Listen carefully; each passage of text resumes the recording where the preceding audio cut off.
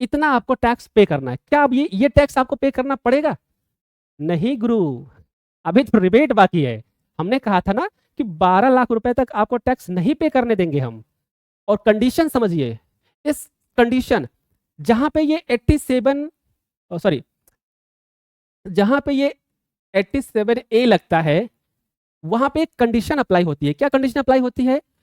कि अगर आपकी टैक्सेबल इनकम 12 लाख रुपए से ज्यादा हो जाएगी, अगर आपकी टैक्सेबल इनकम मीन्स कि ये वाली 11,25,000 जो है, टैक्सेबल इनकम 12 लाख रुपए से ज्यादा हो जाएगी, तो ये 87A काम नहीं करेगा। मतलब कि इसका स्लैब रेट से हमको टैक्स पे करना है। ध्यान दीजिएगा, जिसकी भी सैलरी जिस स्लैब में होगी वो अपना कैलकुलेशन कर लेगा। तो चलिए हम एक छोटा सा एग्जांपल से आपको समझाते हैं कि एक्चुअल में कैलकुलेशन कैसे किए जाते हैं। चलिए, इससे पहले सब्सक्राइब जरूर करिएगा आप लोग, थोड़ा सा सपोर्ट आप लोगों का जरूर चाहिए, क्योंकि बिना सपोर्ट के चीजें हल करना मुश्किल है। तो please subscribe this channel, Diksha institute of accounting and taxation. चलिए हम लोग एक बेसिक एग्जांपल लेते हैं और उस बेसिक एग्जांपल से हम लोग अपने इस कैलकुलेशन को समझेंगे। और अगर आप देख रहे हो इस वीडियो को तो आप भी अपने पेन कॉपी लेकर अपने एग्जांपल के थ्रू मान लो कि अगर आपकी सैलरी इस स्लैब में आती है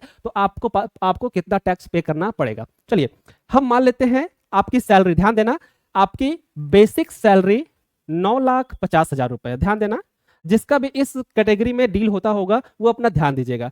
बेसिक सैलरी 9,50,000 रुपए है, HRA 2 लाख रुपए है, स्पेशल अलाउंस 1 लाख रुपए है, और टोटल मिला के ये सब छोड़ दो, टोटल समझो कि टोटल आपकी ग्रॉस सैलरी जो सीटीसी बोलते हैं, ग्रॉस सैलरी 12,50,000 रुपए है। जो सीटीसी बोलते हैं एनुअल सीटीसी, आपका 12,50,000 रुपए है। तो ये एग्जाम्पल आपके लिए एग्जैक्ट है, परफेक्ट है। आप पेन कॉपी लेके नोट डाउन करिए। क्लियर?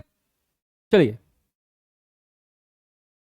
अब 12,50,000 अगर आपकी सैलरी है, इसमें से हम कैलकुलेशन कैसे करेंगे यहां पे आप देख सकते हैं। ओके, तो कैलकुलेशन क्या है ध्यान समझिएगा। सबसे फर्स्ट गवर्नमेंट ने आपको एक अच्छा सुनहरा मौका दिया है स्टैंडर्ड डिडक्शन का। स्टैंडर्ड डिडक्शन आपका 75,000 का डिडक्शन होगा। आप पेन कॉपी लेकर नोट कर सकते हैं। तो 12,50,000 में आपका माइनस हो जाएगा स्टैंडर्ड डिडक्शन 75,000 रुपए। क्लियर?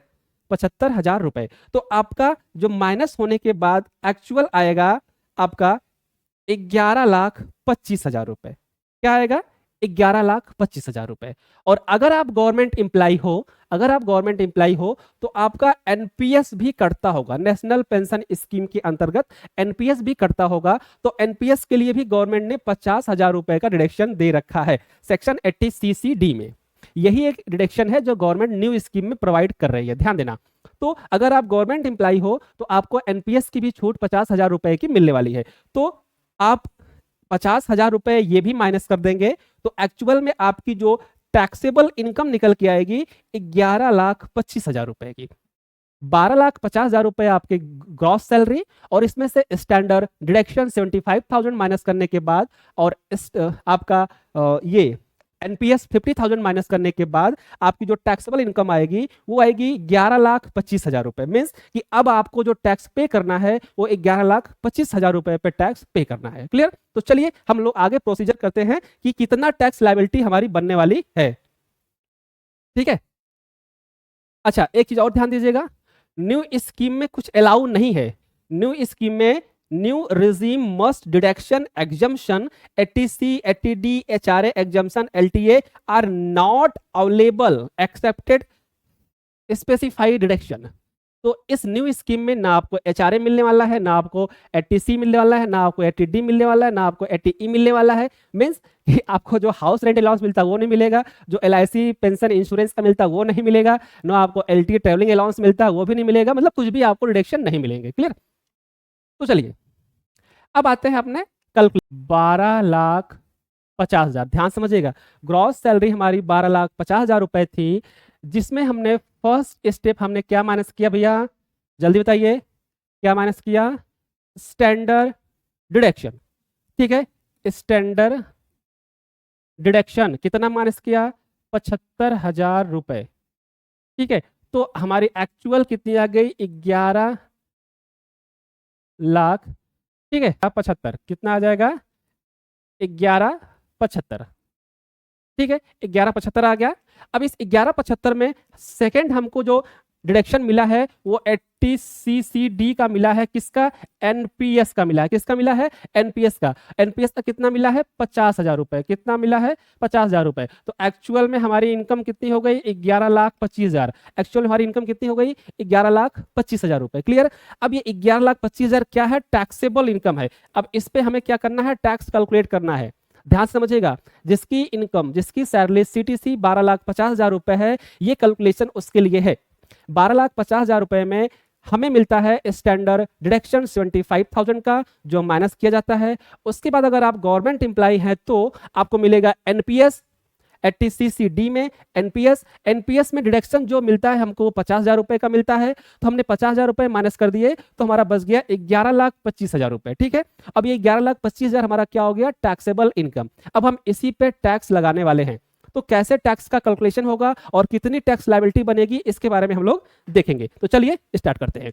तो टैक्सेबल इनकम कितना है भैया, 11,25,000। ध्यान से समझिए, टैक्सेबल इनकम कितनी है, 11,25,000। ठीक है, फर्स्ट स्लैब क्या कहता है कि 4 लाख रुपए तक हमें टैक्स पे नहीं करना। ध्यान, 4 लाख रुपए तक हमको टैक्स पे नहीं करना है। तो हमने क्या कर दिया भैया, 4 लाख रुपए यहाँ पे माइनस करना है। 11,25,000 में 4 लाख रुपए पर हमें कोई टैक्स नहीं देना है। क्लियर, यहाँ पे टैक्स क्या है, 0 है, टैक्स नहीं लगेगा। ओके, अब जब हम माइनस करेंगे इसमें तो सेकंड स्टेप पे हमारी वैल्यू निकल के आएगी 7,25,000। कितनी निकल के आएगी, 7,25,000। ठीक है, अब सेकंड स्टेप कहता है कि नेक्स्ट 4 लाख पे हम 5% का टैक्स लगाएंगे। तो नेक्स्ट 4 लाख पे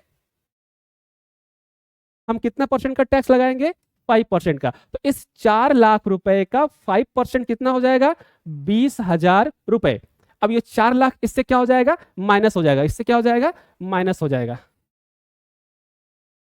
तो कितना बच जाएगा, डायरेक्टली कर लेते हैं, कितना बच जाएगा, 3,25,000। तो थर्ड स्टेप पे हमारा कितना बच गया, 3,25,000 रुपए। क्लियर।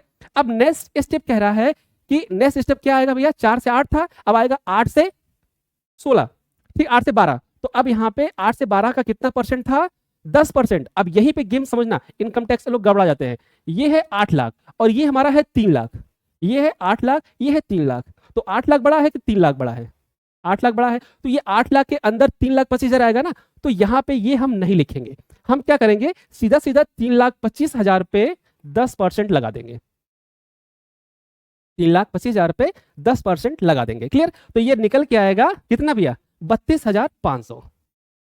कितना निकल के आएगा, 32,500। Clear, game over. अब ये कैसे पता चला कि हमने सही कैलकुलेशन किया कि नहीं, सबसे पहले ये भी बात है, समझिए। 4 4 8 8 3 11 ऐसे जोड़ते हैं। जो ये वैल्यू हमने ली ये जोड़ते हैं। हमारी टैक्सेबल वैल्यू कितनी थी, 11,25,000 की टैक्सेबल वैल्यू थी। अब उतना वैल्यू आना चाहिए। तो 4 और 4 8 और ये 3 11 और ये 25, 11,25,000 बराबर कैलकुलेशन हुआ। अब आइए, अब हमारा टैक्सेबल कितना निकला, ये हो गया 20 30 50 52, 52,500। कितना आया, 52,500। और 52,500 का 4%। ठीक है, तो यहाँ पे निकाल लो भाई, 52,500 का 4%। ठीक है, 0 0 कैंसिल कर दो, 5 चौक 20, 4 दूना 8, 2 10 और 5 चौक 20, 1 21, 2100 रुपया। तो 52,000 प्लस 2100 ऐड कर देंगे तो कितना आएगा, 52,500 प्लस 2100। ठीक है, तो ये हमारा टैक्सेबल बन जाएगा। इतना आपको टैक्स पे करना है। क्या अब ये टैक्स आपको पे करना पड़ेगा, नहीं गुरु, अभी तो रिबेट बाकी है। हमने कहा था ना कि 12 लाख रुपए तक आपको टैक्स नहीं पे करने देंगे हम। और कंडीशन समझिए, इस कंडीशन जहां पे ये 87 सॉरी जहां पे ये 87A लगता है वहां पे एक कंडीशन अप्लाई होती है। क्या कंडीशन अप्लाई होती है कि अगर आपकी टैक्सेबल इनकम 12 लाख रुपए से ज्यादा हो जाएगी, अगर आपकी टैक्सेबल इनकम मीन्स की ये वाली 11,25,000 जो है टैक्सेबल इनकम 12 लाख रुपए से ज्यादा हो जाएगी, तो ये 87A काम नहीं करेगा। मतलब कि इसका रिबेट फिर आपको नहीं मिलेगा। अगर जो ग्रॉस सैलरी में 12,50,000 दिख रहा था, अगर वो 12,50,000 यहाँ टैक्सेबल में दिखता तो ये 87 काम नहीं करता, ऑटोमेटिक ये बंद हो जाता। लेकिन यहाँ पे टैक्सेबल वैल्यू 11,25,000 है, मतलब कि 12 लाख से कम है। इसका मतलब कि ये 87A यहाँ पे एक्टिव है। क्लियर? और जब यहाँ पे 87A एक्टिव है तो ये क्या कहता है कि 87A में 60,000 रुपए की रिबेट दी जा रही है। कितने की? 60,000 रुपए की रिबेट दी जा रही है, छूट दी जा रही है। क्लियर? तो अब हम बात करेंगे कि रिबेट ज्यादा है कि हमारी टैक्स लायबिलिटी ज्यादा है। क्लियर? तो चलिए भैया जोड़ लेते हैं हम लोग।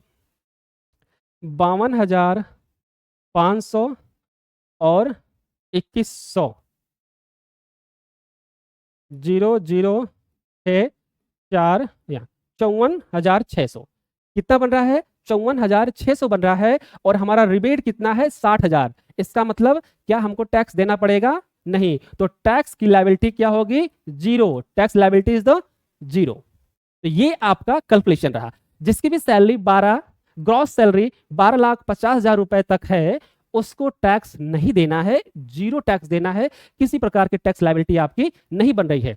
अगर गवर्नमेंट इंप्लाई है तो ध्यान देना, क्योंकि जो 50,000 रुपए का ये जो एनपीएस हमने ऐड किया वो सिर्फ गवर्नमेंट इंप्लाई को मिलता है, प्राइवेट इंप्लाई को नहीं मिलता है। नेशनल पेंशन स्कीम का जो 80C का जो डिडक्शन है एनपीएस का, नेशनल पेंशन स्कीम का, वो सिर्फ गवर्नमेंट इंप्लाई को मिलता है, प्राइवेट इंप्लाई को नहीं मिलता है। तो इसलिए अगर आप मान लो 12,50 था, 50,000 माइनस कर दो, 12 लाख रुपए भी अगर आपकी सीटीसी है तो आपको टैक्स पे करने की जरूरत नहीं है। और अगर आप गवर्नमेंट एम्प्लॉय हो तो 12,75,000 तक भी अगर आपकी सैलरी है, सीटीसी है 12,75,000 रुपए तक भी, तो आपको कोई भी टैक्स पे करने की जरूरत नहीं है। ये रहा कैलकुलेशन। और अगर कैलकुलेशन समझ में आया हो तो प्लीज लाइक और सब्सक्राइब जरूर करिएगा।